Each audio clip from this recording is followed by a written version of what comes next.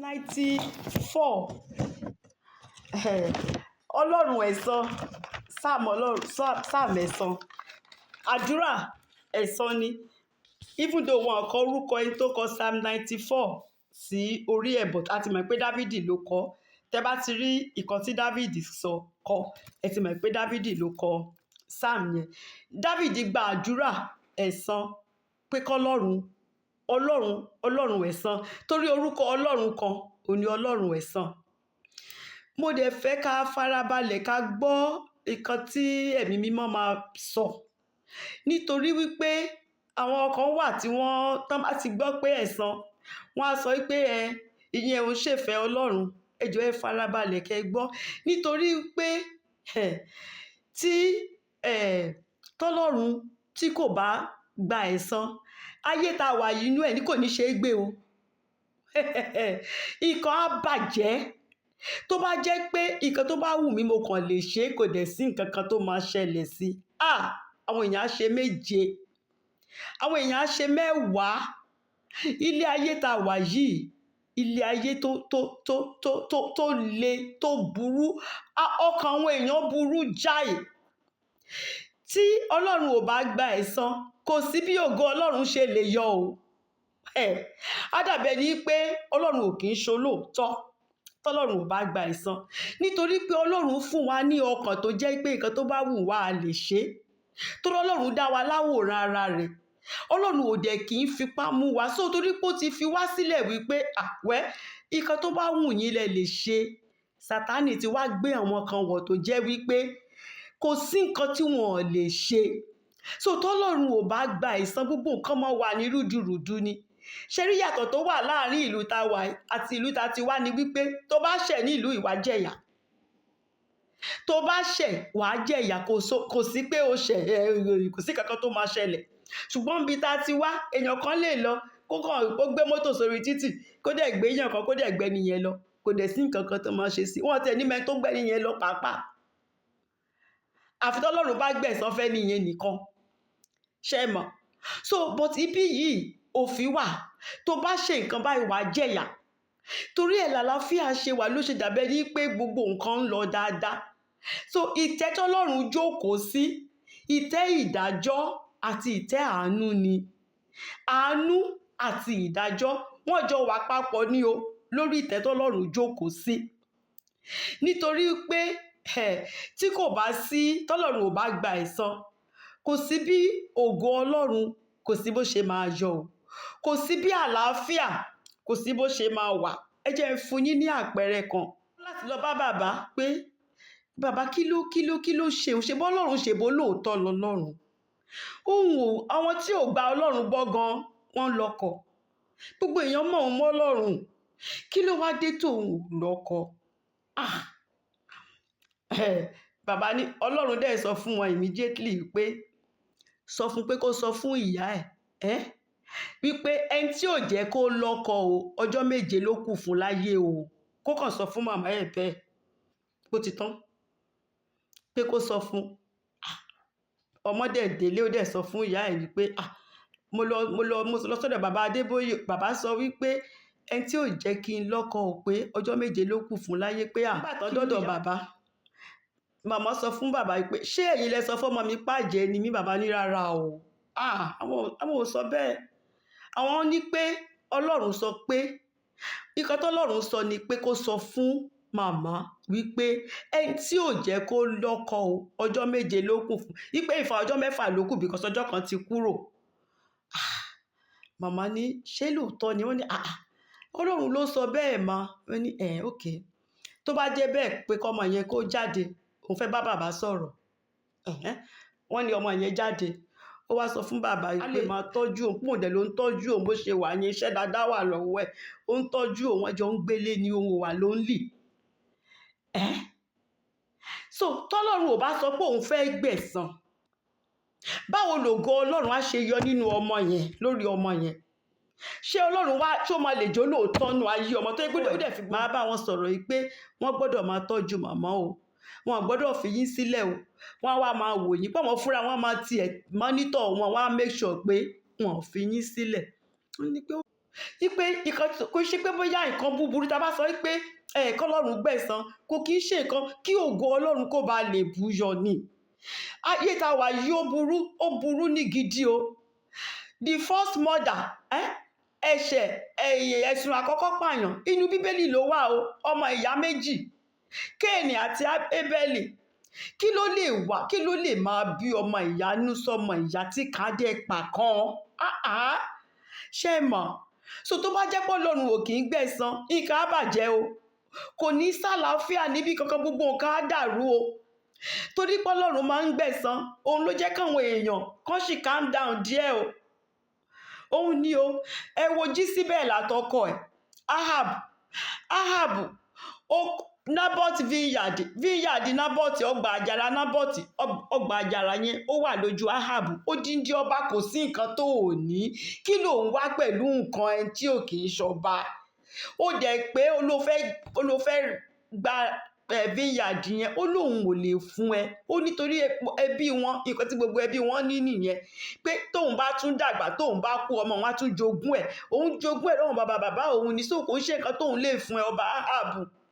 Inú dẹ̀ bí, ó dẹ̀ délé, kò jẹun. Ìyàwó ẹ̀ ní kí ló dé? Ó nítorí pé òun fẹ́ gba ọgbà àjàrà Ahab.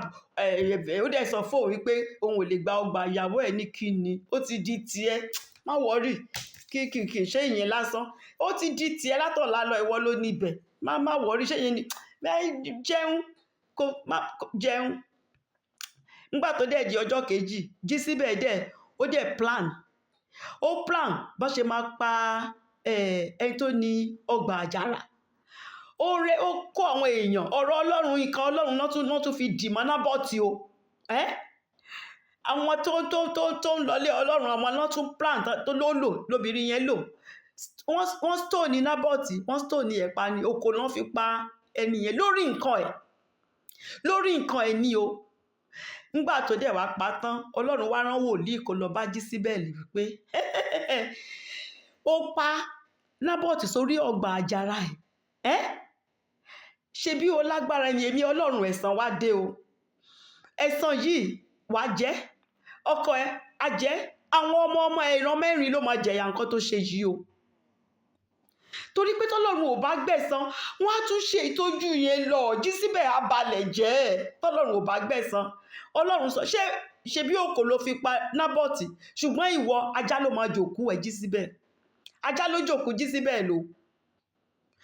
Ṣùgbọ́n ọba yẹn ó bẹ̀bẹ̀ yẹn, Ọlọ́run dẹ̀ gbà fún.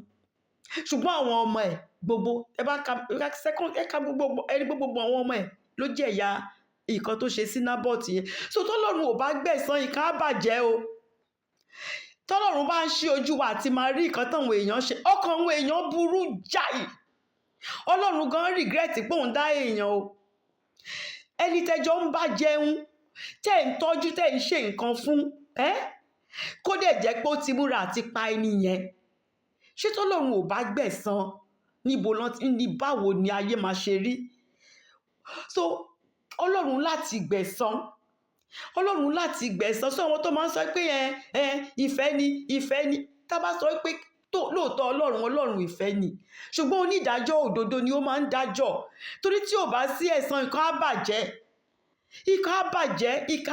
Tẹ́pá ayé yìí ò ní ṣe é gbé. Tọ́lọ́run ò bá gbẹ̀san, tó bá yí pé nǹkan tó bá wo òǹkálùkù lè ṣe é, nǹkan á bàjẹ́. Ẹ̀san yẹn ló sì ń jẹ́ káwọn èèyàn kán sì máa káwọ́ díẹ̀díẹ̀, torí pé wọ́n mọ̀ pé ẹ̀san ò gbóògùn, ẹ̀san ń bọ̀ o, ẹ̀san máa dé. So tó máa ronú pé ẹ̀san máa wà, wọ́n á yà dákẹ́. Torí àjọ tó ń kálùkù bá dá, ó máa kó ni. So yẹn ló sì máa ń jẹ́ káwọn èèyàn kán sì ní sùúrù díẹ̀. Tí ò bá jẹ́ pé ẹ̀san wà, nǹkan ayé yìí ò ní ṣe é gbé rárá, kò ní ṣe é gbé. So nǹkan tó kọ̀ wá ń bẹ̀ ni wípé Ọlọ́run ni Ọlọ́run ẹ̀san. A lè gba ẹ̀san fúnra wa. Ọlọ́run ni Ọlọ́run ẹ̀san. Nǹkan tá a lè ṣe, òní David ṣe Psalm 94. Èèyàn á ké pe Ọlọ́run ẹ̀san, á gbàdúrà, a ní lọ fúnra wa gba ẹ̀san. Èèyàn kan ṣẹ̀ ń sìn, ó dẹ̀ wá rí ọmọ ẹni yẹn, tó ní pé ìyá ẹ̀ ti ṣẹ̀ ẹ́, nǹkan tó yẹ kó ṣe fọ́mọ yẹn ò ṣe, wá tún lọ dí ọ̀nà ọmọ yẹn, ó ti gbẹ̀san fúnra rẹ̀ nìyẹn. èèyàn jẹ̀bi téèyàn bá ṣe bẹ́ẹ̀, ẹ̀ṣẹ̀ nìyẹn. Ṣùgbọ́n a lè ké pe Ọlọ́run pé Olúwa, àwọn tó ń ni mí lára, Olúwa ni wọ́n lára. Ẹni tó bá gbẹ́ kòtò fún mi kóun fúnra ẹ̀ kó kó sínú kòtò yẹn, kò sí nǹkan tó burú nínú yẹn. Ọlọ́run ló máa ṣe, èmi kọ́. Ṣùgbọ́n tá a bá sọ wípé ká fi wọ́n sílẹ̀, tó bá tiẹ̀ ń pa àwọn èèyàn, it's all right. Kò sẹ́ni tó máa kù láyé o, kò sẹ́ni tó máa kù. A dẹ̀ lè gbọ́n ju Ọlọ́run lọ o. Ọlọ́run fúnra ẹ̀ gangan Ọlọ́run ẹ̀san ni o. Ọlọ́run tó máa ń san ẹ̀san fún oníkálukú gẹ́gẹ́ bí iṣẹ́ ọwọ́ rẹ̀ bá ṣe rí ni o. Kì í ṣe láyé yìí nìkan o. Nígbà téèyàn bá tún kú, torí onídàájọ́ òdodo ni, gbogbo wa la máa tún àpíà níwájú ẹ̀ lórí ìtẹ́, tó máa tún san fún oníkálukú gẹ́gẹ́ bí iṣẹ́ ọwọ́ rẹ̀ ṣe rí láyé ń bí ni o. Kì í ṣe pé ẹ tó bá ń ṣèkàpáyé yìí nìkan ló máa ti jẹ̀yà ẹ̀ o. Ó máa tún jẹ́ nínú iná àjónirun o. Torí Ọlọ́run yìí onídàájọ́ òdodo ni o. God is a righteous, just God ni is a righteous. Ọlọ́run máa dájọ́ oníkálukú. So ẹ má jẹ́ ká máa sọ pé ká máa sọ̀rọ̀ ẹ̀san. Ohun àfẹ́ ti ṣe Ọlọ́run, àwọn èèyàn ń bà nǹkan jẹ́ nílé Ọlọ́run. Àwọn nǹkan ń bà nǹkan jẹ́. Ẹ máa rí Psalm 94 tí David kọ lénìí. Wọ́n wà nípò gíga, ṣùgbọ́n wọ́n dẹ̀ fraternize pẹ̀lú òkùnkùn. Wọ́n dẹ̀ ń bà nǹkan jẹ́ pé kò sẹ́ni tó lè mú wọn. Wọ́n ń jayé, ta ló lè mú wọn? Iniquity, wọ́n mọ̀ pé ṣẹlẹ̀ lé, wọ́n dẹ̀ ń ṣe. Àwọn ará ilé Ọlọ́run ni David ń bá sọ̀rọ̀ ńbẹ̀. Ó bá àwọn tìta sọ̀rọ̀ o, ó dẹ̀ bá àwọn tó yẹ pé iniquity, wọ́n ń commit iniquity. Ẹni tó ń commit iniquity ni ẹni tó mọ̀ pé ẹ̀ṣẹ̀ lélẹ́yìí. Tí David ń sọ nìyẹn pé tí ò bá sí ìdájọ́ nǹkan á bàjẹ́. So ẹjọ́ mo fẹ́ ká ronú sí ká má sọ̀rọ̀ ẹ̀san, ká má gbẹ̀san. Nǹkan tó Ọlọ́run sọ kọ́ nìyẹn o. A lè gbẹ̀san fúnra wa lọ́lọ́run sọ o. Vengeance is mine. Ọlọ́run ló lè gbẹ̀san. Ṣùgbọ́n nǹkan tí David ṣe, a lè ké pe Ọlọ́run. Àwọn tó ń ni mí lára, Olúwa ni wọ́n lára. Káwọn náà mọ bó ṣe ń rí. Olúwa ni wọ́n lára. Ṣé ẹ mọ̀? Because Ọlọ́run ò bá ní wọ́n lára, nǹkan á bàjẹ́. Ọ̀pọ̀lọpọ̀ ni ò ní lè ṣeṣẹ́ Ọlọ́run mọ́. Ọ̀pọ̀lọpọ̀ tẹ́ bá ń gbọ́ Olúkọ̀yà, ẹ máa gbọ́ àwọn tó ti bà nǹkan jẹ́, tó ṣẹ̀wá di àtúnbí, tí wọ́n á máa kàyé pásítọ̀ tí wọ́n ti pa.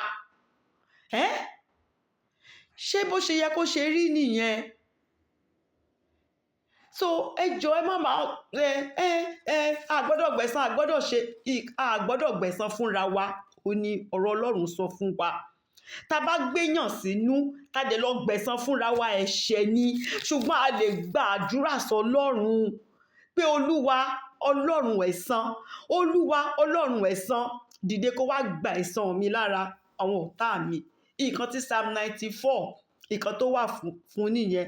Àdúrà ẹ̀san ni, nítorí pé Olúwa yóò san ẹ̀san fún ìkà ènìyàn ní tòótọ́. Olúwa á san ẹ̀san fún ìkà èèyàn ní tòótọ́. Nǹkan tó ní kálukú bá ṣe, ó máa gba èrè rẹ̀ ní o. Kò dẹ̀ sí nǹkan kan tó pamọ́ o. Ẹ má jẹ́ kí èèyàn kankan tàn wá, torí David sọnù sáàmù yìí pé àwọn ọ̀dẹ̀ ènìyàn, àwọn tó gọ̀, àwọn tí wọn ò ní ọgbọ́n rárá, àwọn ni wọ́n rò pé nǹkan tó ń ṣe kò sẹ́ni tó mọ̀.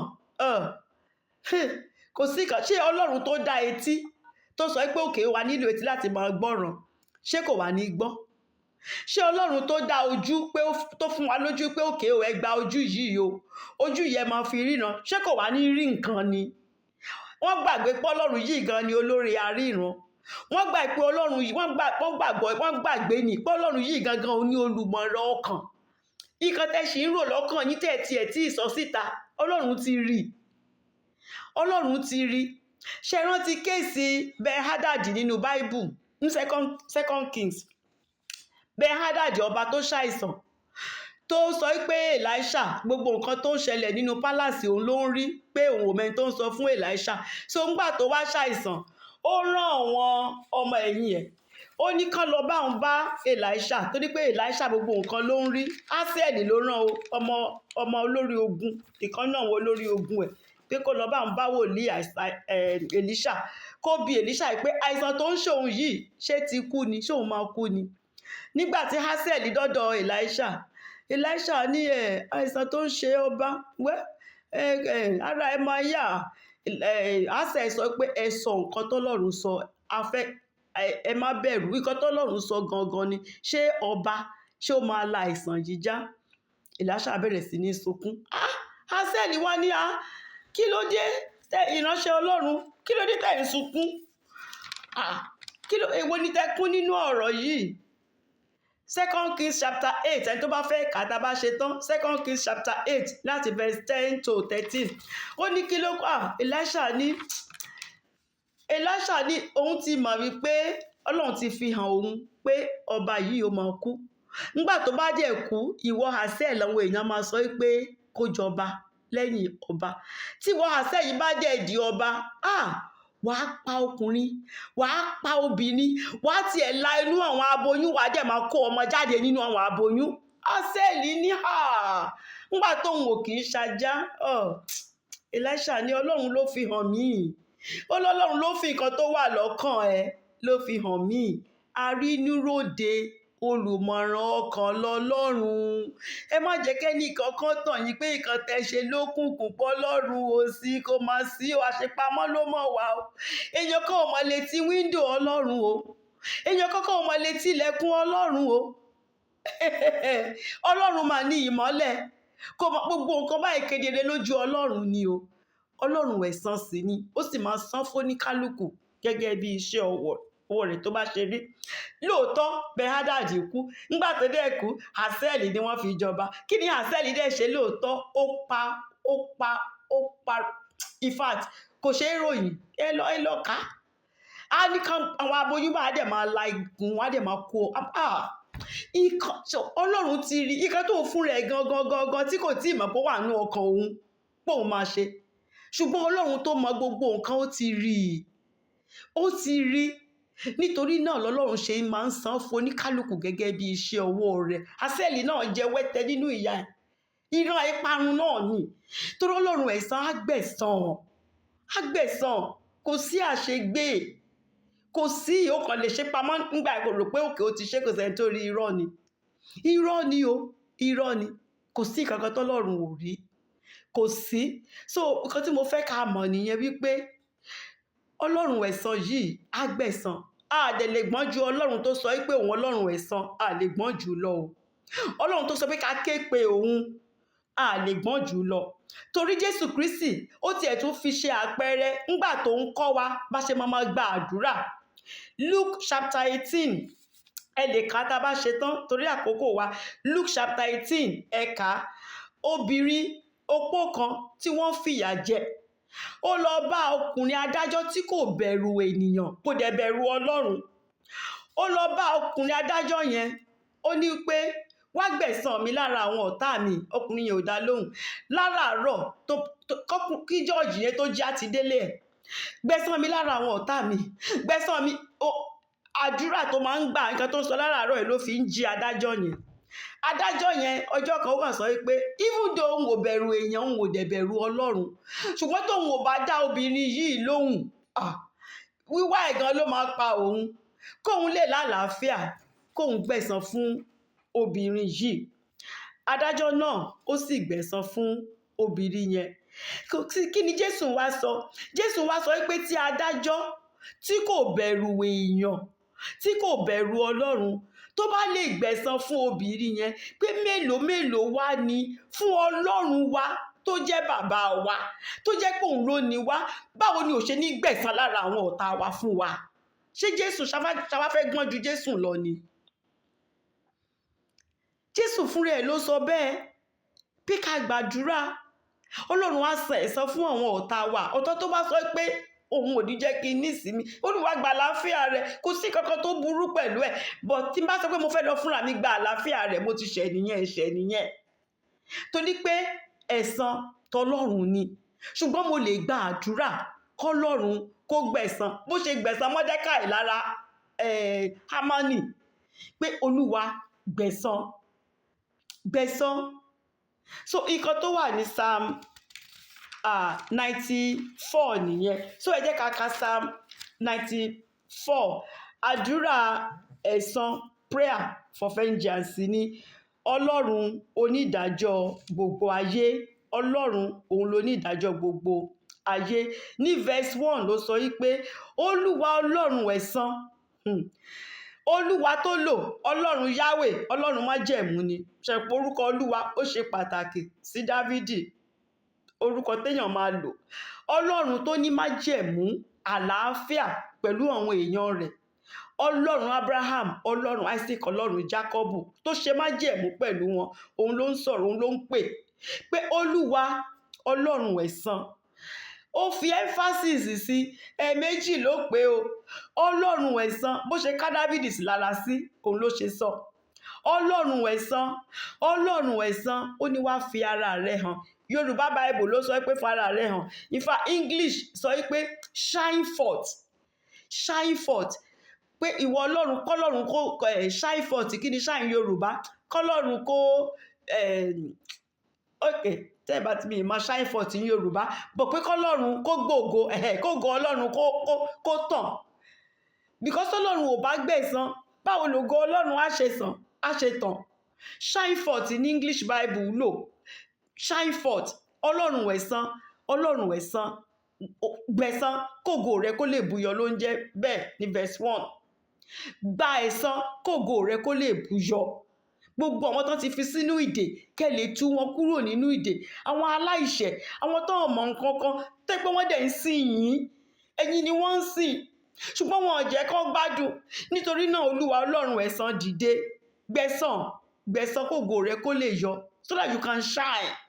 So gbà tó Ọlọ́run bá gbẹ̀san, lògo Ọlọ́run máa ń yọ o. Tọ́jọ́ Ọlọ́run ò bá gbẹ̀san, ìkà á bàjẹ́, especially ilé Ọlọ́run. Àwọn èèyàn dẹ̀ máa sọ pé Ọlọ́run ò kì í ṣe olóòótọ́. Meanwhile, olóòótọ́ dẹ̀ lọ́lọ́run. Olóòótọ́ ni.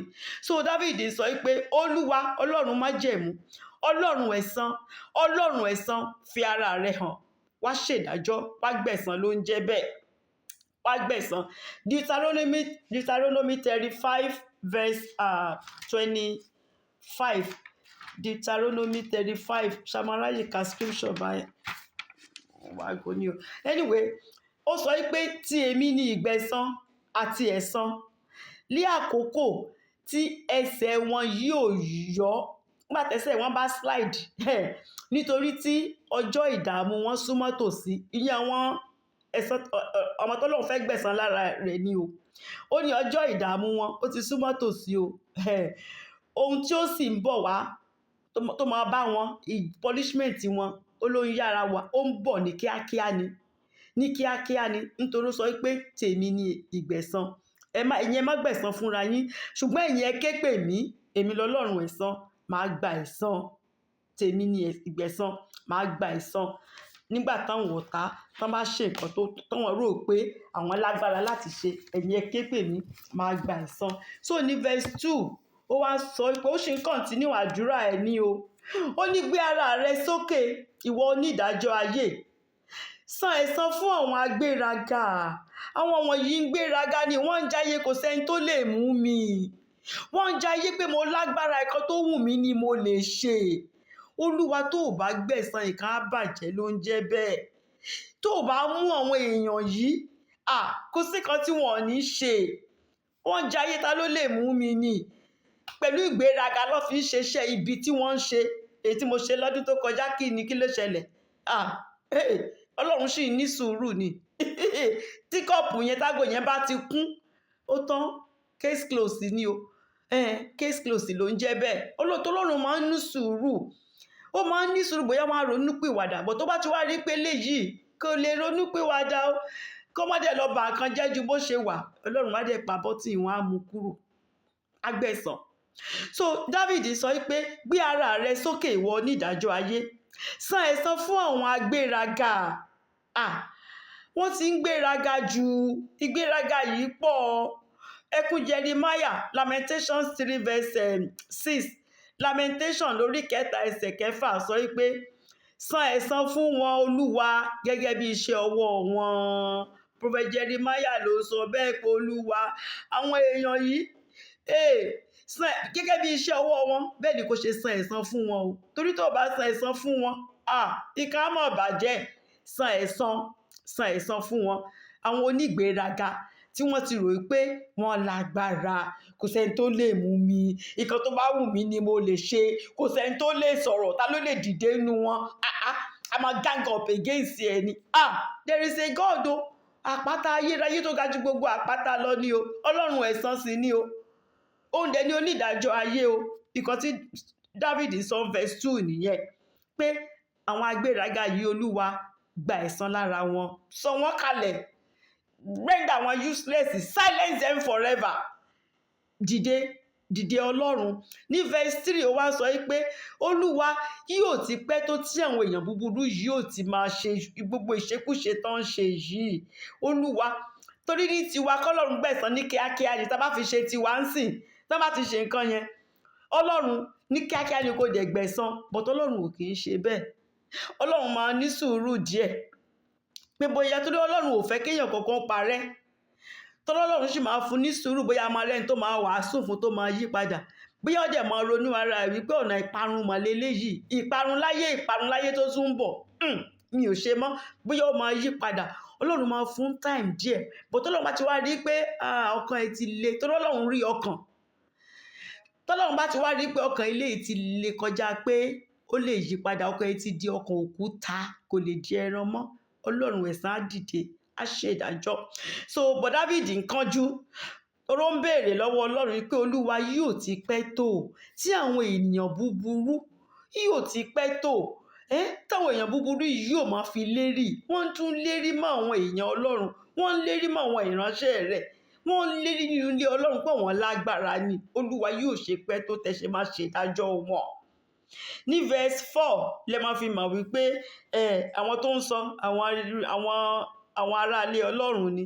Ó bá àwọn tó wà ń ta náà sọ̀rọ̀, bọ̀ tẹ́rí pé iniquity ló lò ní verse 4, kò sọ wípé sin, torí sin ẹ̀ṣẹ̀ yàtọ̀ sí iniquity. Ẹ̀ṣẹ̀ ni wípé o ṣẹ̀ṣẹ̀, o kúkú mọ̀ bóyá ẹ̀ṣẹ̀ ni àbẹ́ṣẹ̀ kan, but oníṣẹ́ ẹ̀ṣẹ̀ ó mọ̀ wípé Ọlọ́run ò fẹ́ kó ṣe nǹkan yìí, ó mọ̀ wípé nǹkan yìí òfin Ọlọ́run sọ wípé má ṣe, bọ̀ tó dẹ̀ ṣe, iniquity ló ń jẹ́ bẹ́ẹ̀, ẹ̀ṣẹ̀ àmọ̀mọ̀dá ló ń jẹ́ bẹ́ẹ̀. So ní verse 4 ó wá sọ pé wọ́n ó ti máa da ọ̀rọ̀ nù, wọ́n kàn máa ń da ọ̀rọ̀ nù ní kí lẹ fẹ́ sọ, the pastor can say what he likes, ṣe pastor sọ títí ẹ nìyẹn, nǹkan tó bá dẹ̀wù Bible náà ló lè sọ, ṣùgbọ́n tí wọ́n ọ̀rọ̀ tí wọ́n yẹn ìyẹn gangan làwọn fẹ́ ṣe.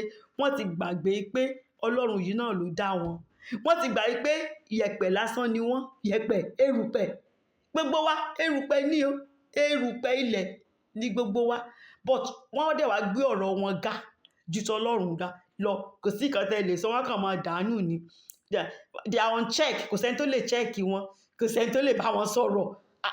Nígbà tó ọmọ ru agbára tán tán mọ ibi tán ti bá dé, kí lẹ fẹ́ sọ, what do you know, ìwọ ò mọ nǹkan kan. So they just wọ́n kàn máa ṣe nǹkan bó ṣe wù wọ́n ni. So David sọ wípé wọ́n dẹ̀ ń sọ ohun líle pẹ́tó, wọ́n kàn ohun líle ló ń sọ pẹ̀lú ìgbéraga ni. Kò sẹ́ni tó lè mú mi, kò sí kankan tó máa ṣẹlẹ̀, kò sẹ́ni tó lè mú mi, jọ nǹkan tó wá wù mí ni màá ṣe. Tí gbogbo oníṣẹ́ ẹ̀ṣẹ̀ yóò máa fi ara wọn lérí, wọ́n tún lérí ni, ṣe mọ̀, kò sí nǹkan tọ́lọ́run lè gbé wọn ṣe, Ọlọ́run ò lè mú wọn, wọ́n ní nǹkan tó wọ́n fi borí, wọ́n lágbára, kí lọ́lọ́run fẹ́ ṣe, kọ́lọ́run tiẹ̀ tó ṣe nǹkan kan táìmù àti lọ. David sọ pé òpèlè tó bá ń ronú bẹ́ẹ̀. So nǹkan tó ń sọ nìyẹn pé àwọn èèyàn yìí Ọlọ́run níṣe ni wọ́n kàn ń da ọ̀rọ̀ nù ní o, wọ́n dẹ̀ ń fi ohun líle òun náà fi ń sọ̀rọ̀, wọ́n dẹ̀ ń gbéraga ni, àwọn oníṣẹ́ ẹ̀ṣẹ̀ wọ́n ń fi ara wọn lérí ni, kò sí nǹkan kan tẹ́nì kankan lè gbé mi ṣe, kò sí. So verse 5 ó wá sọ pé Olúwa, wọ́n ń fọ́ àwọn èèyàn rẹ tútù o, wọ́n máa ń fìyà jẹ àwọn èèyàn rẹ, wọ́n jẹ́ kọ́kàn àwọn èèyàn rẹ balẹ̀ o, wọ́n ń ṣe iṣẹ́ ibi ní gidi ni o Olúwa, wọ́n sì yọ àwọn ènìyàn ìní rẹ lẹ́nu. Àwa ni inheritance Ọlọ́run, àwa tá ti di àtúnbí, tá ti wẹ̀ nínú ẹ̀jẹ̀ Jésù Kristi ló ń jẹ́ bẹ́ẹ̀. Israẹli nìkan ló ń jẹ́ bẹ́ẹ̀ tẹ́lẹ̀, ṣùgbọ́n gbogbo ẹ̀ tó bá ti gba Jésù Kristi, tá ti wẹ̀ nínú ẹ̀jẹ̀ Jésù Kristi, ó ti wá di ẹni ìní Ọlọ́run. So David sọ wípé Olúwa, wọ́n ń fọ́ àwọn èèyàn rẹ tútù, wọ́n sì ń yọ àwọn ènìyàn rẹ lẹ́nu, wọ́n ń yọ wọ́n lẹ́nu. Ní verse 6 ó wá sọ wípé wọ́n ń pa àwọn opó pàápàá widow àti àlejò àwọn tó jẹ́ stranger wọ́n ń pa wọ́n sì ń pa àwọn ọmọ aláìní bàbá. Ẹ mọ̀ pé Ọlọ́run ò dẹ̀ fi àwọn eléyìí ṣeré. Ọlọ́run ò fi opó ṣeré. Ọlọ́run lọkọ opó. Ọlọ́run ò dẹ̀ fi ọmọ aláìní bàbá ṣeré nítorí Ọlọ́run ni bàbá ọmọ aláìní bàbá. Ọlọ́run dẹ̀ sọ wípé ká tọ́jú àwọn àlejò, pé nítorí àwa fúnra wa àlejò ní ayé tá wà yí, àlejò ni wá láyé yìí, torí bí ò kì í ṣe ilé wa o, àlejò ni wá.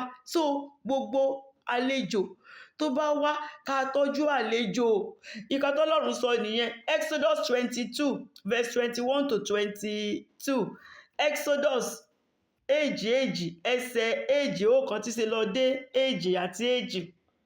Ìwọ kò gbọ́dọ̀ ṣìkà sí àlejò. Ọlọ́run fún wọn lófin yẹn ni o. Má ṣìkà sí àlejò. Ẹ̀yin kò gbọ́dọ̀ jẹ opó níyà. Má jẹ opó níyà o. Tàbí ọmọ aláìní bàbá tó bá ti jẹ wọ́n níyà, ó pa wọ́n nìyẹn. Ọlọ́run dẹ̀ máa gbẹ̀san. Ọlọ́run máa gbẹ̀san. So David sọ pé Olúwa, nǹkan tẹ́ni kan má ṣe gan ni wọ́n ń ṣe o. Ohun gangan ni wọ́n ń ṣe. Wọ́n ń pa opó, wọ́n ń pa àwọn àlejò, wọ́n sì ń pa àwọn ọmọ aláìní bàbá. Wọ́n ń ṣiṣẹ́ pẹ̀lú àwọn oníṣẹ́ ibi ń ta. Wọ́n ń farapamọ́ sínú ilé Ọlọ́run. Ṣùgbọ́n àwọn àtàwọn tọ́jọ́ ń ṣiṣẹ́ ibi wà ń ta o. So kò sí bẹ̀rù Ọlọ́run kankan, kò síbi tán lè bá dé, kò sí, there is no limit tí wọ́n lè lọ. Ní verse 7 ó wá sọ wípé síbẹ̀ wọ́n wí pé Olúwa kì yóò rí. Ẹ rí pé wọ́n gọ̀. Má ṣe ń ṣe yìí náà wọ́n sọ wípé Olúwa ò lè kí mélòó lọ́lọ́run fẹ́ rí. Àmọye èèyàn tó wà láyé. Síbẹ̀ wọ́n wí pé Olúwa kì yóò rí. Bẹ́ẹ̀ ni Ọlọ́run Jákọ́bù kì yóò kà á sí. Ọlọ́run ò tiẹ̀ ní kà á sí nǹkan kan, kò sí nǹkan kan, is nothing. Ẹ̀rí pọ́n tọra wọn. Verse 8 sọ wípé kí òye yín o. David náà ló ń sọ fún wọn. Nípò ó fẹ́ kó, torí pé ẹ̀ lóye ni o. But ó fẹ́ kó yé yín. Ẹ̀yin ò pè nínú àwọn èèyàn tó ló pè ní yín. Tẹ́ ẹ̀ bá jó pè, tẹ́ ẹ̀ dẹ̀ jẹ́ aṣiwèrè. Nígbà wo ni ẹ̀yin ò gbọ́n? Nígbà wo lẹ fẹ́ gbọ́n? Because tẹ́ ẹ̀ bá gbọ́n, ẹ mọ̀ pé Ọlọ́run tó dá etí kò sí nǹkan tí ò lè gbọ́. Ẹ mọ̀ pé Ọlọ́run tó dá ojú kò sí nǹkan tí kò lè rí. Ọlọ́run fún rẹ̀ ló mọ ohun gbogbo. Kí ni Ọlọ́run nìyẹn? God is kí ni omniscience ní Yorùbá náà? Ọlọ́run tó mọ ìmọ̀ gbogbo, ẹlẹ́dàá ayé tẹ́ pé òun ló mọ ìmọ̀ gbogbo. Nǹkan tí ò ṣe pẹ̀lú àwọn èèyàn nìyẹn. Nínú àwọn nǹkan tó make Ọlọ́run ó ní omnipotent tó lágbára jù. Omniscience tó mọ gbogbo nǹkan, gbogbo ìmọ̀ tó wà nínú ọkàn gbogbo Ọlọ́run ni. Gbogbo bá mo ṣe wà níbi tí mo wà, gbogbo nǹkan tó wà nínú ọkàn mi ló mọ̀. Nǹkan tó wà nínú ọkàn gbogbo àwọn àtàwà lórí òkè sí òní sí òun wo gbogbo ẹ̀ báyìí. Nádẹ̀ máa wò pé eléyìí dẹ̀ wà lára wọn. Eléyìí dẹ̀ wà lára wọn. Ó ń wo ọkàn ń kálukú ni. Gbogbo ìmọ̀ tó wà nínú ọkàn ń kálukú ló dẹ̀ mọ̀. Nǹkan tó ń kálukú fẹ́ ṣe tó wà nínú ọkàn ń kálukú báyìí. Gbogbo ẹ̀ lọ́lọ́run mọ̀. Báwa ṣe ń wo kọ̀ǹpútà bẹ́ẹ̀ lọ́lọ́run ṣe ń wo gbogbo ẹ̀. Clearly ni. Clearly bẹ́ẹ̀ ló ṣe ń wò. Kò síyàn kankan tó pamọ́ níwájú Ọlọ́run. So David sọ wípé òye kó yé yín o. Tóye bá yé yín, tẹ́ ẹ̀ bá ń ṣe òpè, tẹ́ ẹ̀ dẹ̀ kì í ṣe aṣiwèrè. Tí ò bá jẹ́ pé ẹ̀gbọ́n, ẹ mọ̀ pé Ọlọ́run tó dá etí ó ń gbọ́ràn. Ọlọ́run tó dá ojú ó ń ríran. Ọlọ́run tó fún wa ní ìmọ̀. Gbogbo nǹkan ló mọ̀. Gbogbo nǹkan tó wà nínú ọkàn wa. Ẹni tó jẹ́ pé òun ló fún wa nímọ̀ yẹn o, kì í ṣe pé bóyá àwa la fúnra wa o. Àwa ń rò pé ẹni pé ẹni tó bá rò pé Ọlọ́run ò mọ ìmọ̀ tó wà nínú ọkàn ẹni pé ó ń tanra ẹ̀. Àwọn wòlíì míì gan, àwọn fake wòlíì míì ń ta. Nígbà míì wọ́n á rí yín, wọ́n á dẹ̀ mọ̀ nǹkan tó wà nínú ọkàn yín, wọ́n á dẹ̀ sọ fún yín. Ẹ tí rírú ẹ̀ rí. Ẹ sọ síta o, wọ́n á dẹ̀ rí. Wọ́n lè kí í ṣe wòlíì Ọlọ́run o. So ẹ wá imagine Ọlọ́run fún rẹ̀ gangan tó fún wa ní ìmọ̀ yẹn. Kí ni ò mọ̀? Mo ṣe fún wa ní example Hazael àti Elisha. Nǹkan tí Hazael ló tiẹ̀ tí ìmọ̀ pé ó máa ṣẹlẹ̀ àtọ̀. Ọkàn Hazael gan kò tí fọkàn ara rẹ̀ rò. Ọlọ́run dẹ̀ ti fi àṣírí yẹn, ó ti fi hàn Elisha pé nǹkan tó máa ṣe tó bá dọba nìyẹn. So verse 9 ó wá sọ wípé ẹni tí ó gbin etí ṣé ó lè ṣaláì gbọ́?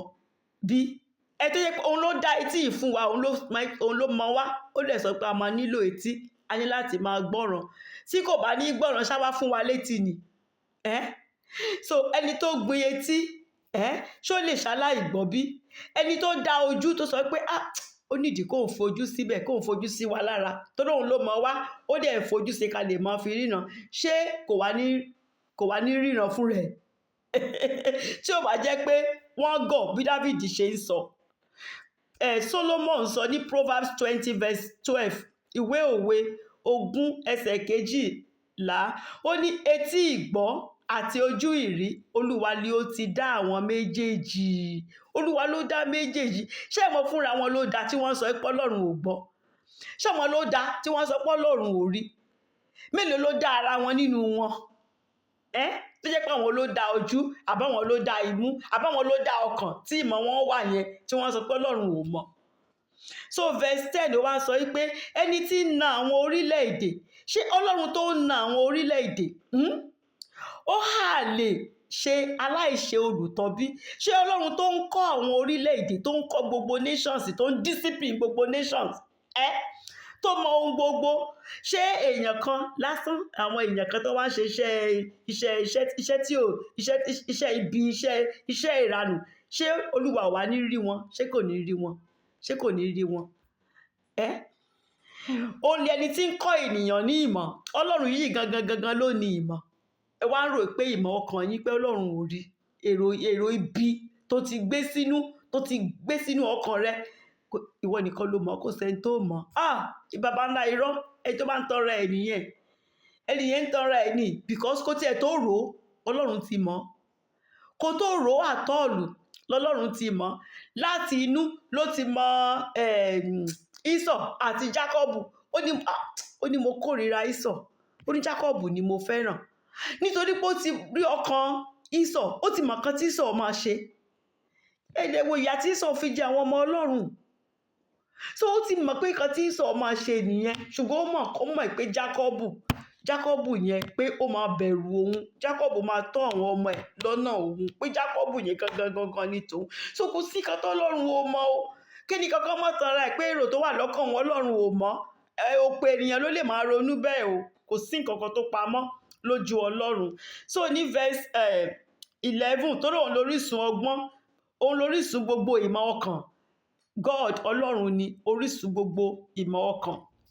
Ní verse 11 ó wá sọ pé Olúwa mọ èrò inú ènìyàn pé asán ni wọ́n. Olúwa mọ èrò inú, ó mọ̀ bá ṣe ń ronú, ó mọ̀ wípé asán ni. Kò tiẹ̀ kì í ṣe ẹni tó wíkẹ̀, kò ṣe ẹni tó burú nìkan. Nígbà mìíràn nǹkan téèyàn ò tiẹ̀ rò pé òun lè ṣe, nígbà mìíràn ṣe mọ̀ pé èèyàn lè ṣe. Torí èèyàn ò tí ì mọ̀, nígbà míì èèyàn máa rò pé irú kan bí eléyìí mi ò tiẹ̀ lè ṣe, but circumstances tí nǹkan kan bá ṣẹlẹ̀,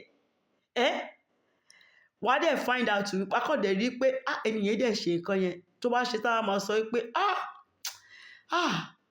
mi ì dẹ̀ rò pé téèyàn kan bá sọ fún Dávídì wípé ó máa lọ fẹ́yàwó oníyàwó, pé ó máa bá ìyàwó oníyàwó, pé ó máa bá ní àfíà, pé tó bá lè tún bá ní àfíà tán, pé tóbìnrin yẹn bá lóyún, pé Dávídì tún máa sọ pé kán lọ bá òun pa ọkọ ẹ̀. Dávídì á sọ pé ẹni yẹn ò ríran, á ní kán lọ pa ẹni náà.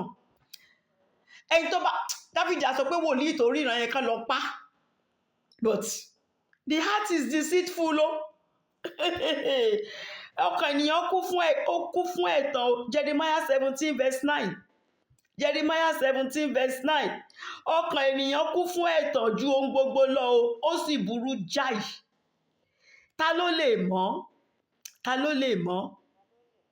Kò sí o. Ọkàn èèyàn burú jáì. Ó burú jáì. Verse 12.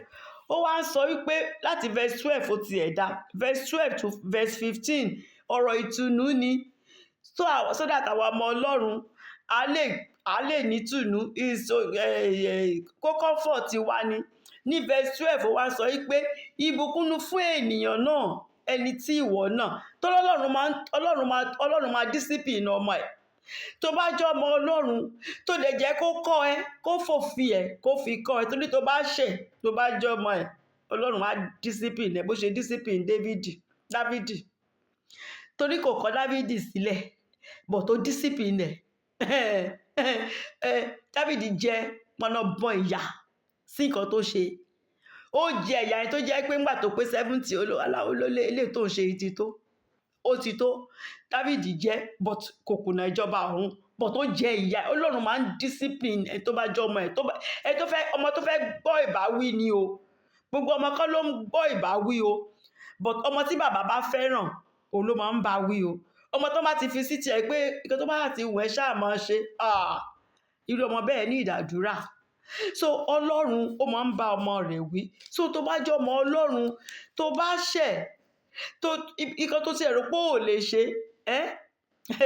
tó dẹ̀ wá find out pé ìwọ náà ló dẹ̀ ṣe irú nǹkan bí eléyìí, but tó bá ti tẹríba, you humble yourself, kó lọ bẹ Ọlọ́run bí Dáfídì ṣe ṣe, Ọlọ́run á dẹ̀ dáríjì, ṣùgbọ́n wàá jẹ ìyà ẹ̀ o. Péyàn ní jẹ ìyà ẹ̀yẹn irọ́ ni o. Ẹ má jẹ́ kẹ́ni kankan tọ̀yàn pé tó bá ti jẹ́wọ́ ẹ̀ṣẹ̀ ò jẹ ìyà, irọ́ ni o. Ọlọ́run onídàájọ́ òdodo ni o. Àjọ téèyàn bá dá èèyàn máa kó o, ṣùgbọ́n á dáríjì yàn o. Èèyàn á fìjọba ọ̀run ṣèrè jẹ o. But ìyà ẹ̀, so Ọlọ́run máa ń discipline ọmọ ẹ̀. So Ọlọ́run kò ní ké ọmọ ẹ̀, kò ní gé ọmọ ẹ̀ kúrò. Tó bá ti ronú pìwàdà tí ò dẹ̀ tún padà sí èébì ẹ̀ mọ́, Ọlọ́run ò ní gé kúrò. Ọlọ́run á dẹ̀ gbà sí ọmọ ẹ̀, á dẹ̀ kọ́ mansion titi ẹ̀, ṣẹ́mọ̀, á dẹ̀ dáríjì, ṣùgbọ́n á jẹ̀yà nǹkan tó ṣe yẹn o. So ẹni tó bá ti lè gbarú ẹ̀ pé kọ́lọ́run discipline òun, nǹkan tóun ṣe yìí òun mọ̀ pé kò dáa, kọ́lọ́run discipline òun, kò dẹ̀ tún ṣèmíì mọ́, ó ti wà ní clean slate pẹ̀lú Ọlọ́run nìyẹn, kò tún sí wàhálà kankan mọ́. So Dáfídì sọ pé ìbùkún ni fún ènìyàn náà ẹni tí ìwọ náà, ìyẹn ni ẹni tọ́lọ́run bá wí ló ń jẹ́ bẹ́ẹ̀, ẹni tọ́lọ́run discipline. Olúwa tí ìwọ sì kọ láti inú òfin rẹ wá, torí ó fi ọ̀rọ̀ rẹ, òfin rẹ ó fi kọ́ ni wípé òfin mi sọ báyìí, o gbọ́dọ̀ bá yàwó oníyàwó láṣepọ̀, ó dẹ̀ ti lọ ṣe, ó tún ṣe é tán, ó tún wá ní pé kóbìnrin yẹn lọ commit, kó lọ ṣe abortion. Ó dẹ̀ wá jẹ́wọ́ ẹ̀ṣẹ̀ Olúwa dáríjì ẹ̀, but wàá jẹ ìyà ẹ̀, á fi òfin rẹ̀, á fi discipline èèyàn wípé o mọ̀ pé òfin mi sọ báyìí, tẹ̀lé ọ̀rọ̀ mi, but á dáríjì, bó ṣe máa ń ṣe fọ́mọ rẹ̀ nìyẹn. Job 5:17 ó ní kíyèsí ìbùkún ni fún ẹni tí Ọlọ́run bá wí, nítorí náà má ṣe gan ìbáwí Olódùmarè, má gan ìbáwí Ọlọ́run o. Tó bá fẹ́ gbéraga, Olúwa mo ti ṣẹ̀, Olúwa dáríjì mi, ṣùgbọ́n orí ọ̀fẹ́ láti má tún ṣerú ẹ̀ mọ́ láyé, Olúwa ẹ fi fún mi lórúkọ Jésù. Á dẹ̀ bá ọ wí bí ọmọ onínàkúnà, á bá ẹ wí, but á tún gbà ọ padà. So irú Ọlọ́run tá à ń sìn nìyẹn. Ní verse 13 ó wá sọ pé kí ìwọ kí ó lè fún un ní ìsinmi kúrò ní ọjọ́ ibi ni o. Ìdí tọ́lọ́run ṣe ń bá wa wí ni pé kó lè fún wa ní ìsinmi kúrò lọ́jọ́ ibi ni o. Títí a ó fi wa ihò sílẹ̀ fún àwọn ènìyàn búburú, nítorí pé èèyàn búburú Olúwa máa ké wọn kúrò eventually ni o. Inú iná ajónirun ni wọ́n ń lọ o. Wọ́n lè ní orí ọ̀fẹ́ àti ìfojúrí ìjọba Ọlọ́run débi pé wọ́n tiẹ̀ máa débẹ̀ o. Ṣùgbọ́n tọ́mọ Ọlọ́run bá ṣẹ̀, tó dẹ̀ humble ara ẹ̀, tó dẹ̀ padà wá bíi ti Dáfídì, Ọlọ́run á dẹ̀ gbà á padà. Ọlọ́run ó fi pamọ́ ni o, tó dà lọ́jọ́ ìdájọ́ ńlá, ìdájọ́ final judgment yẹn, kó má bàa di ẹ̀tàn máa ké kúrò òun ni o. So ẹ tó bá gba ìbáwí, Olúwa kàn ṣe é fún pé kó lè ní ìsinmi kúrò lọ́jọ́ ibi ni o, kí ibi kó má ṣẹlẹ̀ sí. Àti even láyé ń bí pàápàá, téèyàn bá ti jẹ́wọ́ nǹkan tó ṣe, téèyàn dẹ̀ ti jẹ̀yà ẹ̀, téèyàn dẹ̀ tún padà sírú ẹ̀ mọ́, àlàáfíà dé, èèyàn á ní ìsinmi. Ọjọ́ tán bá fẹ́ mú àwọn oníṣẹ́ búburú, wọn ò ní ka ẹni yẹn mọ́, torí ààbò Ọlọ́run, oore ọ̀fẹ́ Ọlọ́run á bo ẹni yẹn láyé ń bí àti láyé tó ń bọ̀. So nǹkan tó ṣe dá ká gba correction Ọlọ́run òun nìyẹn. So verse 13 ó wá sọ verse 13 mo ti kà náà, ìlérí ni, promise ni, kí ìwọ kí ó lè fún un ní ìsinmi kúrò lọ́jọ́ ibi, títí a ó fi wa ihò sílẹ̀ fún àwọn ènìyàn búburú. Torí àwọn ènìyàn búburú a máa ṣe ìdájọ́ wọn o. Iná ajónirun ni o. iná ajónirun ni. So ní verse 14 ó wá sọ pé nítorí pé Olúwa kì yóò ṣá àwọn ènìyàn rẹ̀ tì. Olúwa kò lè ever ṣá àwọn èèyàn rẹ̀ tì. Olúwa ò lè ṣá wa tì. Kò ní tá bá ti ẹ̀ṣẹ̀, tá bá ti jẹ́wọ́ ẹ̀ṣẹ̀ wa, Olúwa á dáríjì wá. Olúwa ò lè ṣá àwọn èèyàn rẹ̀ tì. Ìlérí tó ṣe fún wa nìyẹn. Bẹ́ẹ̀ ni kì yóò kọ àwọn ènìyàn ìní rẹ̀ sílẹ̀. Olúwa ò lè ever kọ àwa ènìyàn ìní rẹ̀, kò lè kọ̀ wá sílẹ̀. Tá a bá ti gbéraga ní o, tá bá ti ṣe nǹkan tá a lè gbéraga tá a fẹ́ kọ́ Ọlọ́run bá wa wí, irú èèyàn bẹ́ẹ̀ Ọlọ́run fi sílẹ̀ ni o. But ẹni tó bá jẹ́ kọ́ Ọlọ́run bá òun wí, tọ́lọ́run correct ẹ̀, tó dẹ̀ ṣe àtúnṣe, Ọlọ́run ò lè ever kọ̀. Ó dẹ̀ ṣèlérí fún wa. Deuteronomy 31 verse 8. Deuteronomy 3:1 àti Olúwa òun ni ó ń lọ ṣáájú rẹ̀, ó ní yóò pẹ̀lú rẹ̀, òun kì yóò fi ọ́ sílẹ̀. Ìlérí tó ṣe fún wa nìyẹn. Bẹ́ẹ̀ ni kì yóò kọ̀ ọ́. Má ṣe bẹ̀rù, bẹ́ẹ̀ ni kí àyà kí ó má ṣe fò ọ́. Olúwa sọ pé òun ò ní fi wá sílẹ̀, òun ò dẹ̀ ní kọ̀ wá sílẹ̀. Tá bá ṣẹ̀, á bá wa wí, á dẹ̀ tún gbà wá padà. Ìyẹn la fi sọ pé àwa lọmọ Ọlọ́run. Ní verse 15 ó wá sọ pé ṣùgbọ́n ìdájọ́ yóò padà sí òdodo. Òdodo náà ló máa padà sí. Torí tí ò bá sí ìdájọ́ kò máa lè sódodo. Àfi tí ìdájọ́ bá wà. Ṣùgbọ́n ìdájọ́ yìí yóò padà sí òdodo. Gbogbo ọlọ́kàn dídúró ni yóò sì máa tọ̀ ọ́ lẹ́yìn. Ẹni tó bá jẹ́ ọlọ́kàn dídúró máa tọ̀ òdodo lẹ́yìn. Òdodo ló ń gbórílẹ̀ èdè ga. Òdodo náà ló ń gbéyàn ga. Ẹni tí ò bá ṣòdodo kò lè bọ́ Ọlọ́run yìí rìn, kò lè bá rìn. So ìdájọ́ yìí òun ló máa ń jẹ́ kí òdodo, òun ló máa ń jẹ́ kó wà. Tọ́lọ́run bá ṣèdájọ́, àwọn èèyàn á ronú pìwàdà, wọ́n á bẹ̀rẹ̀ sí ní gbé ìgbé ayé òdodo.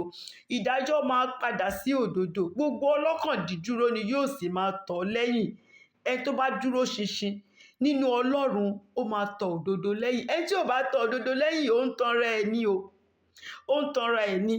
Ní verse 16 ó wá sọ pé ta ni yóò dìde sí àwọn olùṣe búburú fún mi? Ta ló tiẹ̀ máa bá mi dìde sáwọn tó ń ṣeṣẹ́ ibi yìí? Ìbéèrè ni o, Dáfídì ń béèrè ni o. Ó ní ta ni yóò dìde sí àwọn olùṣe búburú fún mi? Tàbí ta ni yóò dìde sí àwọn oníṣẹ́ ẹ̀ṣẹ̀? Ìyẹn àwọn tó wà nínú ilé Ọlọ́run ni o, iniquity. Wọ́n wà nínú ilé Ọlọ́run ṣùgbọ́n wọ́n ń ṣeṣẹ́ ibi ń bẹ̀. Ìyẹn ló ń sọ pé ta ni yóò dìde sí àwọn oníṣẹ́ ẹ̀ṣẹ̀ yìí fún mi? Ó fún ara ẹ̀ ló dáhùn ìbéèrè rẹ̀ ní verse 17. Ó ní bí kò ṣe bí Olúwa tí ń ṣe olùrànlọ́wọ́ mi. Ọlọ́run nìkan ló lè gbèjà èèyàn o. Èèyàn ò lè gbèjà ara rẹ̀. Tó bá fẹ́ gbèjà ara rẹ̀, ó ṣe mistake. Number 1 wàá kọ́kọ́ ṣe Ọlọ́run. Number 2 wàá tún ṣe èèyàn. So fìjà fọ́lọ́run jà o. Tẹ́ra máa dúra rẹ̀. Fìjà fọ́lọ́run jà ní o. Má gbèjà ara rẹ̀. Olùrànlọ́wọ́ wa Ọlọ́run ẹ̀san ni. Ó máa gbèjà wa. Ó máa gbèjà wa. Ìlérí tó ṣe fún wa nìyẹn. Ìka tó bá ṣẹ̀ ọba máa gé o. Ó máa gbèjà wa. Ẹ má worry.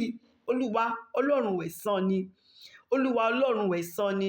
Bí kò ṣe bí Olúwa tí ń ṣe olùrànlọ́wọ́ mi, ọkàn mi fẹ́rẹ̀ jókòó di ní ìdákẹ́.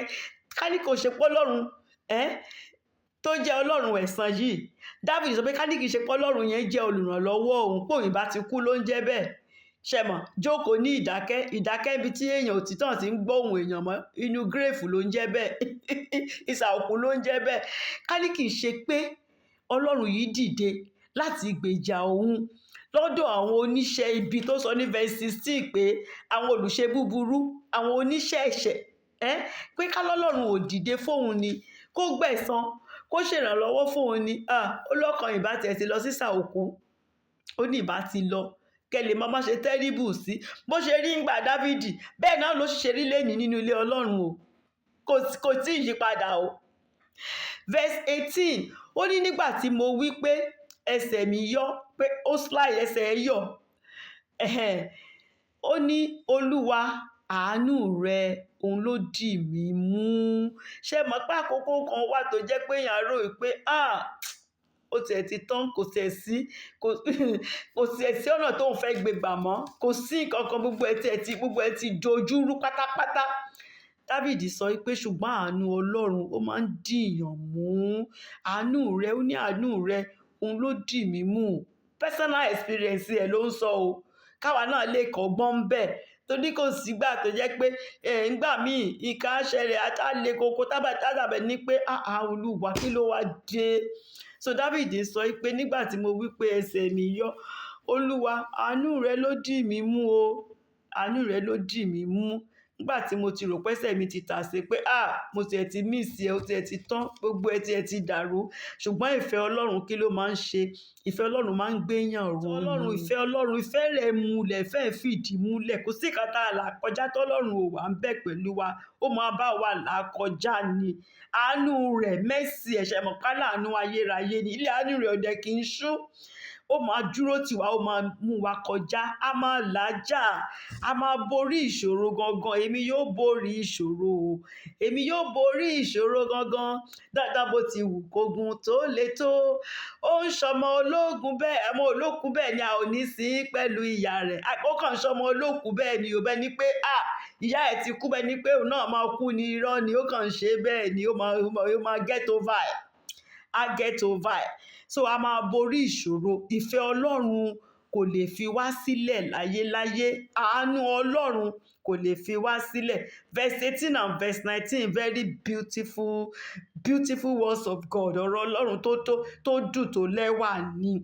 Verse 19, táyà yẹn bá tiẹ̀ ń já, ṣe mọ̀, anxiety. Verse 19 yẹn ló yẹ kéèyàn dì mú. Bóyá nǹkankan ìpayà nǹkankan kan pa yín láyà tó ń ṣe, ẹ lọ rántí Psalm 94 verse 19. Psalm 94 verse 19. Ó ní nínú ọ̀pọ̀lọpọ̀ ìbìnújẹ́ mi nínú mi, ó ní ìtùnú rẹ ni ó ń mú inú mi dùn. Ìtùnú Ọlọ́run. Ṣé rí Holy Spirit ó mọ bó ṣe máa ń comfort èèyàn, ṣe mọ̀? Ẹ̀mí mímọ́ á dẹ̀ tù yín nínú. Nǹkan yẹn ti máa rò pé Ọlọ́run ṣe mọ̀. But ẹ bá rántí verse 19, tẹ bá sọ pé Olúwa nínú ọ̀pọ̀lọpọ̀ ìbìnújẹ́ mi nínú mi, ìtùnú rẹ ló máa ń mú inú mi dùn. Torí mo ní ẹ lọ́lọ́run. Olúwa ẹ tù mí nínú. The Holy Spirit will just come in. Wọ́n á dẹ̀ tù yín nínú. Ara yín á dẹ̀ wálẹ̀. Ẹ dẹ̀ máa rò pé ṣé èmi náà ni, ṣe mọ̀? Àlàáfíà dẹ̀ dé. Àkọ́kọ́ kó tiẹ̀ tó solve problem, àkọ́kọ́ tù yín nínú náà. Ṣe mọ̀? Ayọ̀ Ọlọ́run á dẹ̀ take over. Ayọ̀ Ọlọ́run á take over. Ó ní verse 19. Verse 20, ẹ wá gbọ́ nǹkan tí David sọ. Ó ní ìtẹ́ ẹ̀ṣẹ̀ á lè bá ọ kẹ́gbẹ́ pọ̀. Ìtẹ́ ẹ̀ṣẹ̀, àwọn tó wà lórí ìtẹ́, àwọn tó wà níbi gíga ló ń jẹ́ bẹ́ẹ̀ o. Ó ti kúrò lórí pé à ń gba ìtùnú látọ̀dọ̀ Ọlọ́run. Náà David fẹ́ àdírẹ́sì àwọn oníṣẹ́ ibi nínú ilé Ọlọ́run gangan. David sọ ń sìn. Ó ní ìtẹ́ ẹ̀ṣẹ̀, wọ́n wà lórí ìtẹ́ o, wọ́n wà níbi tó ga. Níbi tó ga náà fi wọ́n sí o. Ṣé wọ́n lè fellowship pẹ̀lú Ọlọ́run níbi tán wà yẹn ṣá? Kẹ́lẹ̀ mọ̀ pé àwọn ará ìta kọ́ ló ń bá sọ̀rọ̀, torí ará ìta tí ò tí ì gba Jésù kò lè fellowship. Wọn lè bọ́ Ọlọ́run ní ìdàpọ̀ kankan. Ṣé mọ̀? Ó ní ìtẹ́ ẹ̀ṣẹ̀, ìtẹ́ tẹ́ jókòó sí ibi gíga yẹn. Ṣé ẹ lè bọ́ Ọlọ́run dàpọ̀ pẹ̀lú? Ṣé Ọlọ́run lè bá yín dàpọ̀? Ṣé ó lè fellowship pẹ̀lú yín ṣá? Ṣé ó possible? Nítorí ẹ̀ ń fi òfin dímọ̀ ìwà ìkà. Ẹ fi òfin kí ni, kò sí nǹkan kan. Ẹ ti ṣe ìwà ìkà o. Ẹni tó ṣe ìwà ìkà, ẹ fi òfin ẹ fi bo ìwà ẹ̀. Kò sí nǹkan kan. Ẹ fòfin ẹ fi bò. Ẹ fọ̀rọ̀ Ọlọ́run sílẹ̀. Kò sí nǹkan kan. Irú ẹ̀ ti ṣẹlẹ̀ nínú chọ́ọ̀chì yìí rí. You see, tí irú ẹ̀ bá ti ṣẹlẹ̀, pásítọ̀ kan máa take care ẹ ní. It's all right. Ẹ dẹ̀ fi bò. Ẹ fi bò. Ẹ rí o, ẹ dẹ̀ mọ̀ pé nǹkan tẹ́ni yìí ṣe pé nǹkan burúkú ni, bọ̀ tó ní pé ẹjẹ́ kan náà ẹjọ́ ń pàdé, níbi tẹ́ ti máa ń pàdé. Ẹ dẹ̀ fòfin, ẹ dẹ̀ fi bò. Ẹ dẹ̀ wà níbi gíga o. Ìtẹ́ tó gbé yín sí bọ̀ síbi ìtẹ́tẹ́ wà yẹn, ìtẹ́ ẹ̀ṣẹ̀ ni. Ìtẹ́ ẹ̀ṣẹ̀ yẹn dẹ̀ rí ẹ̀ lè fi bọ́ Ọlọ́run kẹ́gbẹ́. Ẹ lè bọ́ Ọlọ́run ẹ̀. You can't fellowship with God. Òkùnkùn àti ìmọ́lẹ̀ wọn ò lè ṣe papọ̀, kò possible. Ẹ ń fi òfin ẹ fi ń dímọ̀ ìwà ìkà. 1 John chapter 1 verse 6. 1 John Jòhánù kìíní orí kìíní ẹsẹ̀ 6. mo kàn paraphrase ẹ̀ síbí ni, ẹ jẹ́ kí n wo 1 John. Bí àwa bá ń wí pé àwa ní ìdàpọ̀ pẹ̀lú rẹ̀, tá bá ń sọ pé à ń fellowship pẹ̀lú Ọlọ́run ní English ẹ̀ mo like, tá bá ń sọ pé à ń ní ìdàpọ̀ pẹ̀lú rẹ̀, tí àwa sì ń rìn nínú òkùnkùn, àwa ń ṣèké ni o, àwa kò sì ṣe òtítọ́ o, ẹni pé èèyàn ń tanra ẹ̀ ni. Ó jókòó sórí ìtẹ́ ibi gíga nínú ìjọ Ọlọ́run o, ó nípò o, ó ní gbogbo èèyàn mọ̀ ẹ́ o, ṣùgbọ́n ìwọ fúnra ẹ mọ̀ pé ìwọ àtòkùn péjọ ń ṣe papọ̀ ní hand in hand. Ẹ̀jẹ̀ sọ pé ẹ̀ ń fellowship pẹ̀lú Ọlọ́run, ṣé yẹn kan ò máa tọ̀yàn kan bẹ́ẹ̀ yẹn? David sọ wípé ìtẹ́ ẹ̀ṣẹ̀ ò mọ̀ lè fellowship pẹ̀lú Ọlọ́run, ìtẹ́ ẹ̀ṣẹ̀ á lè bá ọ kẹ́gbẹ́ pọ̀, tí ń fi òfin dímọ̀ ìwà ìkà, òfin lẹ fi ń ṣe gbogbo ẹ̀. It's alright, irú ẹ̀ ti ṣẹlẹ̀ rí, it's okay, kinní kan, ẹ dẹ̀ mọ̀ pé nǹkan tí ò tọ́ ni, ẹ dẹ̀ rọra ẹ dákẹ́, ẹ mú mọ́lẹ̀. Ẹni tó jẹ́ kẹ́ ẹ mọ̀ yẹn gan lẹ wá mú àsọ̀tá, ìyẹn gan lẹ wá mú àṣẹ ẹlẹ́ṣẹ̀. God have mercy, God have mercy. David sọ pé ìtẹ́ ẹ̀ṣẹ̀ ò mọ̀ lè fellowship pẹ̀lú Ọlọ́run. Ẹ wà lókè o, it's alright, ṣùgbọ́n ẹ lè fellowship pẹ̀lú Ọlọ́run o. Because wickedness is sometimes found in high places. Ṣé mọ̀, ẹ fi òfin ẹ fi bò, it's alright, but Ọlọ́run kò sí kan tí ó rí o, kò sí ìkankan tó lọ tọ́lọ́run ò rí, gbogbo ẹ̀ ló wà lákọọ́lẹ̀ fún kálukú. Verse 21, ó ní wọ́n kó ara wọn jọ pọ̀ sí ọkàn olódodo, wọ́n sì da ẹ̀jẹ̀ aláìṣẹ̀ tí ò ṣẹ̀ ni o, òní wá wá dá lẹ́bi, wọ́n wá ru ẹni tó jẹ́ kán mọ̀ pé nǹkan tẹ́ ń ṣe yìí nínú ilé Ọlọ́run kan yìí ò mà dá, òní wá sọ pé òun gangan lẹni tí ò dá, òní gangan ni wọ́n á dẹ̀bi fún. Wọ́n wá kó ara wọn jọ pọ̀, wọ́n wá gang up against ẹ̀, David nìkan tó ń ṣe nìyẹn, Olúwa. Wọ́n kó ara wọn jọ pọ̀ sí ọkàn olódodo. Tó bá ti rí ọkàn ẹ̀ jẹ́ pé olódodo ni, kò bá wọn gbogbo straight forward, ọ̀nà kan yìí náà ni Jésù yìí nìkan, kò tún sí nǹkan kan míì. Oyin gangan wọ́n wá gang up against ẹ̀.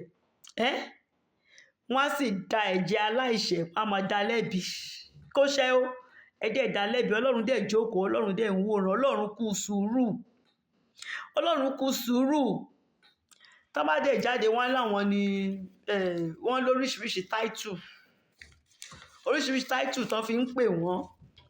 Verse 22, David wá sọ wípé ṣùgbọ́n o, wọ́n lè kóra wọn jọ pọ̀ sólódodo o, wọ́n lè máa dá aláìṣẹ̀ lẹ́bi o.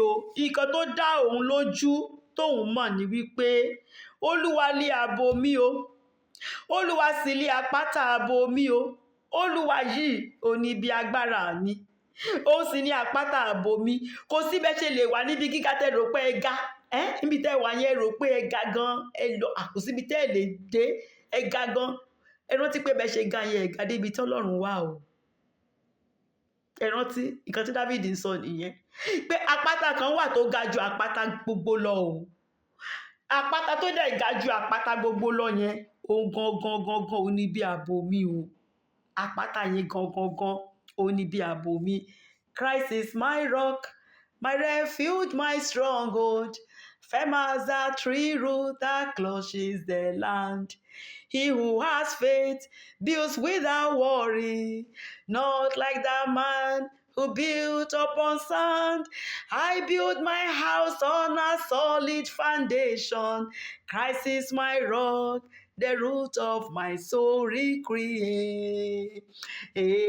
Àpáta táwa dúró lé, ó ga ju gbogbo àpáta tó kù lọ. Ẹ lè wà níbi gíga, ẹ lágbára ní gbogbo ẹ̀fọ́ta. Kẹ́ mọ̀ rántí pé àpáta kan wà tó ga ju àpáta gbogbo lọ. Verse 23, ó ní àpáta yìí dẹ̀ rèé, nǹkan tó máa ṣe ni, ó wà ní verse 23 o. Àpáta tí mo dúró lé yìí, àpáta tí mo gbójú lé yìí, òun ó sì mú ẹsẹ̀ àwọn ọ̀tá mi, ẹ̀ṣẹ̀ wọn, ó máa mú bọ́ sórí wọn ni o. Òun ó sì mú ẹ̀ṣẹ̀ wọn bọ́ sórí ara wọn. Emphasis, David fi emphasis sí. Ó ní yóò sì ké wọn kúrò nínú ìwà búburú wọn. Olúwa Ọlọ́run wa yóò ké wọn kúrò, ó máa gé wọn kúrò. Final judgment ló ń jẹ́ bẹ́ẹ̀. kì í ṣe pé ó kàn máa jẹ́ kí ẹ̀ṣẹ̀ nǹkan tó ń plan yẹn kó bọ́ sórí ara wọn nìkan, ṣùgbọ́n ó máa ké wọn kúrò pátápátá. Ìyẹn ni eternal damnation ló ń jẹ́ bẹ́ẹ̀, iná ajónirun ló ń jẹ́ bẹ́ẹ̀. Ó máa ké wọn kúrò pátápátá. Á ṣe bẹ́ẹ̀ ni pé òun ò tiẹ̀ mọ̀ wọ́n rí. Wọ́n dẹ̀ kúkú ṣiṣẹ́ nínú ilé Ọlọ́run o tán fi kú o, ṣùgbọ́n nígbà tó jẹ́ wípé wọn ò fìgbà kan lé òdodo, kí ló máa ṣẹlẹ̀ sí wọn? Dáfídì sọ wípé Ọlọ́run máa ké wọn kúrò pátápátá ni. Ẹ jẹ́ kí n conclude pẹ̀lú 2 Corinthians chapter 5 verse 10.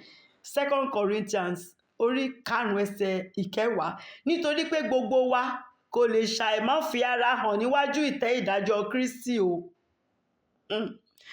Gbogbo wa, àtèmi àtẹ̀yin tẹ́ ẹ̀ ń gbọ́ ọ̀rọ̀ Ọlọ́run lẹ́nu mi, gbogbo wa lọ́jọ́ kan la máa wà níwájú ìtẹ́ ìdájọ́. Torí Ọlọ́run yìí onídàájọ́ òdodo ni o.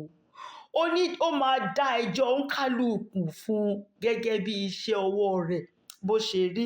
So 2 Corinthians 5:10 sọ pé nítorí gbogbo wa kò lè ṣàmáwà, gbogbo wa báyìí la máa wà níwájú ìdájọ́ Jésù Kristi, kí olúkúlùkù kí ó lè gba nǹkan wọn nì tí ó ṣe nínú ara gẹ́gẹ́ bí èyí tí ó ti ṣe, ìbáà ṣe rere ìbáà ṣe búburú. Àtẹni tó ṣe rere àtẹni tó ṣe gbogbo la máa wà níwájú ìtẹ́ náà, ìdájọ́ náà. Kò dẹ̀ ní sí àǹfààní láti sọ pé Olúwa, mo ṣiṣẹ́ fún yín, ṣé ó yẹ kẹ́ lè dáríjì mí? Àwọn kinní wọ̀nyẹn ń gbà yẹn, ṣé ẹ mọ̀ mí? Kò sóore ọ̀fẹ́ o. Ìdájọ́ nìkan ni, kò sáyè àti rojọ́. Bá ṣe ń gbélé ayé báyìí, gbogbo ẹ̀ ló ti wà lákọọ́lẹ̀. So kákan dẹ̀ gba judgment nìkan ló dẹ̀ kù. Ọwọ́ ọ̀tún mi, ìwọ máa lọ báyìí. Ọwọ́ òsì mi, ìwọ máa lọ báyìí. Kò ní fi ṣe irú title tó gbé kúrò nínú ayé ń bí. Bí iṣẹ́ ọwọ́ ń kálukú tó bá ṣe rí, òun la ṣe máa gba ìdájọ́ lọ́jọ́ náà. Ìjọba ọ̀run kù dẹ̀dẹ̀, aráyé ẹ yí padà, onídàájọ́ ayé ń bọ̀ tí yóò béèrè lọ́wọ́ rẹ. Báwo lo ṣe lò ìgbésí ayé rẹ? So oore ọ̀fẹ́ wà ń sìn o. Àkókò ṣì wà ń sìn o láti ṣe àtúnṣe o. Àkókò ṣì wà o. Tó bá gbọ́ fẹ́ kí Ọlọ́run bá ẹ wí, tó correct ẹ, tó dẹ̀ gba Jésù Kristi, kó settle pẹ̀lú Ọlọ́run látayé ń bí. Má jẹ́ kó di pé lọ́jọ́ ìdájọ́ tí ò sóore ọ̀fẹ́ mọ́. Settle pẹ̀lú Ọlọ́run. Tó bá fẹ́ gba Jésù Kristi sínú ayé rẹ, lọ́jọ́ náà, lọ́jọ́ ìdájọ́, o fẹ́ gba iṣẹ́ búburú, àbí o tẹ̀ ti gba Jésù Kristi tẹ́lẹ̀, ìgbà tó dẹ̀ ti di pé ìwọ náà ti join àwọn oníṣẹ́ ẹ̀ṣẹ̀ torí ipò, torí nǹkan ayé wọ̀nyí, torí ìṣòro, nǹkan tí ò yẹ kó tọwọ́ bọ̀, o ti lọ tọwọ́ bọ̀. Ọlọ́run máa bá ọ wí, ṣùgbọ́n á tún gbà ọ padà. Gba Jésù Kristi yìí padà. Lóòótọ́ á bá ọ wí, ṣùgbọ́n á wẹ̀ ẹ́ mọ́, á fẹ̀jẹ̀ rẹ̀ á fi wẹ̀ ọ mọ́, á dẹ̀ tún kọ orúkọ rẹ sínú ìwé ìyè. Lọ́jọ́ náà kò ní ké ọ kúrò pátápátá. Ọmọ ló ṣe mọ́ àdẹ̀dí kan sórí ẹ̀ ipò ti dẹ́ṣẹ̀ kankan rí rárá o. Gbogbo wa ipò kan náà everybody máa wà tó bá ti lè ṣe àtúnṣe láti ayé ń bí. So tó bá fẹ́ gba Jésù Kristi sínú ayé rẹ, jẹ́ ká jọ gba àdúrà wípé Olúwa, mo máa ra mi gẹ́gẹ́ bí ẹlẹ́ṣẹ̀ nítorí tèmi ló ṣe kú ikú oró lórí igi àgbélébùú. Dárí gbogbo ẹ̀ṣẹ̀ mi jì mí. Fi ẹ̀jẹ̀ rẹ fi wẹ gbogbo ẹ̀ṣẹ̀ mi mọ́.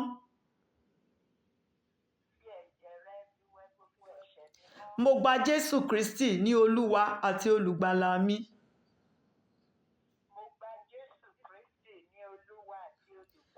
Èmi náà fẹ́ bá ọ jíǹde lọ́jọ́ kẹta.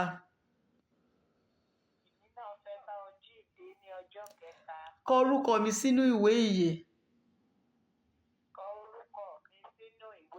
Ẹ tó bá sì sọ pẹ̀lú ẹnu rẹ̀ tó sì gbàgbọ́ nínú ọkàn rẹ̀ lóòótọ́. Ṣe rántí pé Ọlọ́run olùmọ̀ràn ọkàn ni, ó rí nǹkan tó wà lọ́kàn wa. Ẹni tó bá sọ ọ́ lóòótọ́ láti inú ọkàn rẹ̀ wá, tó dẹ̀ kọ ayé àti èṣù àti iṣẹ́ ọwọ́ rẹ̀ tó kọ̀ sílẹ̀, tó ń tẹ̀lé òdodo, Olúwa á kọ orúkọ rẹ̀ sínú ìwé ìyè. Láàárọ̀ àárọ̀ ọjọ́ àjíǹde, a ríra wa, a yọ̀ mọ́ ara wa lórúkọ Jésù pé àwa ọmọ orí òkè Síónì leléyìí. Olúwa dẹ̀ máa kọ́ mansion ti tiẹ̀ náà lórúkọ Jésù. Thank you, Father. Olúwa ẹ ṣé o. Lord, we give you all the glory. Oh, when the saints go marching in, go marching in. Oh, when the saints go marching in. Lord, I want to be in that number when the saints go marching in.